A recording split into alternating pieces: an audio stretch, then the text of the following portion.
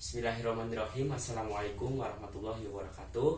Perkenalkan, nama saya Haris Bintang Fajar Amandani. Saya dari Prodi S1 Ilmu Keperawatan dengan NIM C10222130. Baik, di kesempatan video kali ini saya ingin menjelaskan sedikit pengetahuan saya atau edukasi saya tentang pemeriksaan abdomen.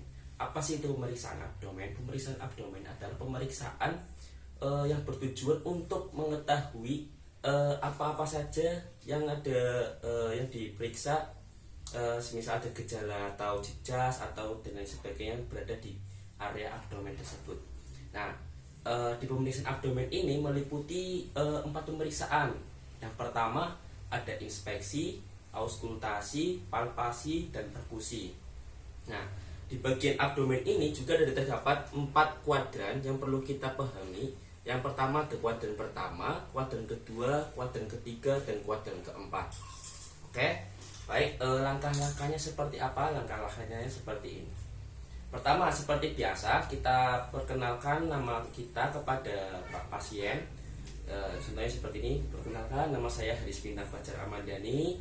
Saya yang akan merawat Bapak dari jam 2 siang ini sampai jam 9 malam nanti ya Pak ya.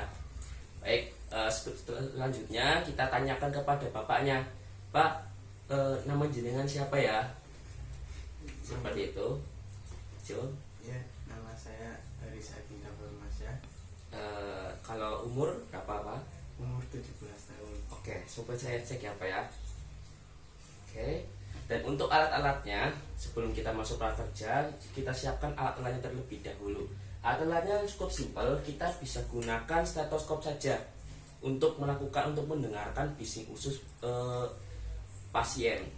Baik, mungkin kalau misalnya APD, alat pelindung diri seperti handscoon dan lain sebagainya, mungkin bisa kita lihat dari pasiennya. Kalau misal pasien memiliki penyakit yang menular atau didiagnosa memiliki penyakit yang menular, kita gunakan APD seperti sarung tangan dan lain sebagainya. Baik. Selanjutnya kita meminta izin kepada pasien, Pak, jadi saya akan melakukan tindakan pemeriksaan fisik abdomen, di mana saya akan buka baju Bapak dan akan memeriksa bagian perut Bapak. Fungsinya untuk apa? Fungsinya untuk mengetahui apakah ada tanda atau gejala penyakit di perut Bapak atau tidak, seperti itu. Setelah itu kita tanyakan kepada pasien apakah pasien bersedia untuk kita lakukan pemeriksaan fisik tersebut atau tidak. Baik, Bapak, saya akan melakukan tindakan tersebut. Apakah Bapak bersedia? Iya, saya bersedia. Oke, baik Pak.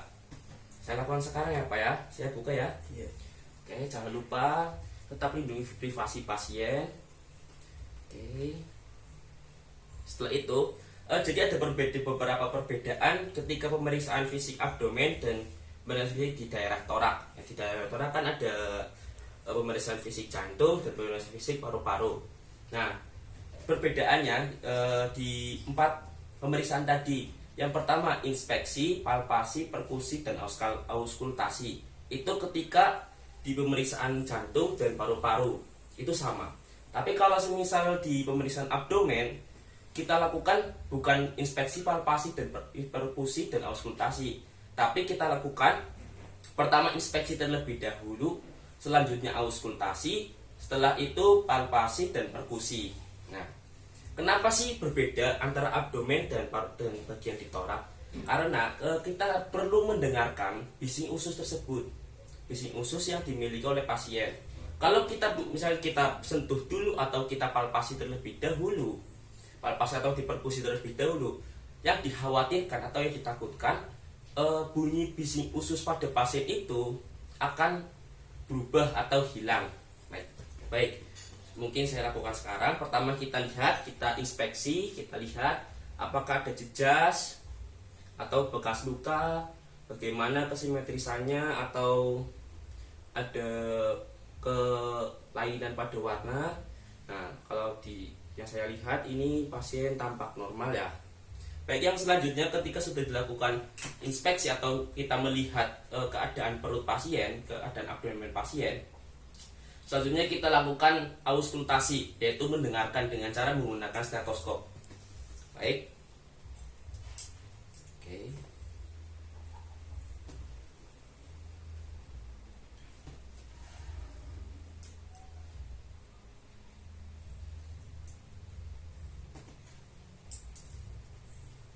Jangan lupa kita periksa apakah sudah berfungsi. Oke, dilakukan selama 1 menit dan kita dengarkan. Kalau batas normalnya 5-30 per menit itu dikatakan normal. Ketika kurang dari itu berarti pasien dinyatakan memiliki gejala atau penyakit pada abdomen.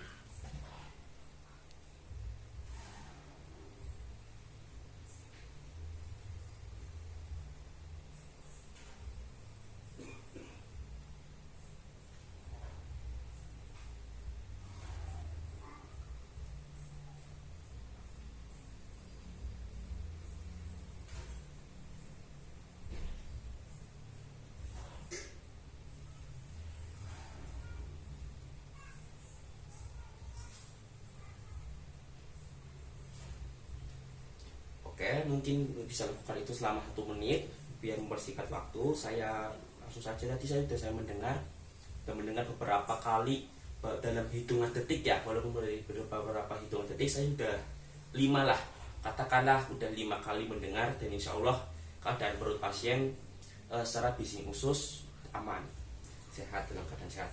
Selanjutnya kita lakukan palpasi.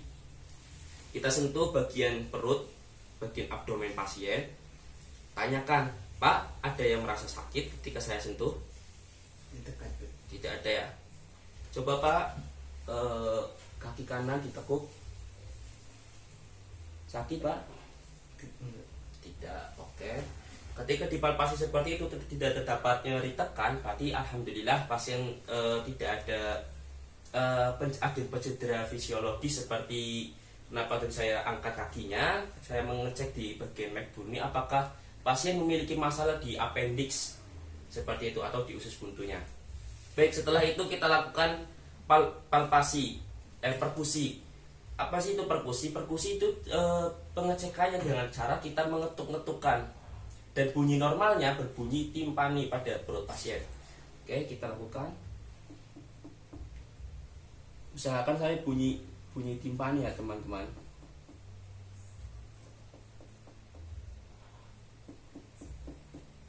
Oke, setelah itu alhamdulillah sudah kita lakukan semua pemeriksaan, dan setelah itu kita masuk ke tahap terminasi. Baik Bapak, alhamdulillah keadaan perut Bapak baik-baik saja, tidak ada masalah atau gejala-gejala tanda-tanda adanya penyakit pada perut abdomen Bapak ya Pak ya. Setelah itu kita sampaikan, tanyakan kembali bagaimana perasaan Bapak setelah saya lakukan pemeriksaan. Gimana Pak? Ya, perasaan saya. Oke, baik. Setelah itu sebelum kita meninggalkan, kita berikan kita izin kepada bapaknya, Pak, kalau misalnya butuh sesuatu atau membutuhkan saya, bisa panggil saya menggunakan bel. Saya akan datang ke sini atau minta tolong kepada keluarga Bapak untuk memanggilkan saya, seperti itu. Mungkin seperti itu saja video dari saya. Kurang lebihnya mohon maaf. Nun wal qalu mimma yasturun. Fastabiqul khairat. Wassalamualaikum warahmatullahi wabarakatuh.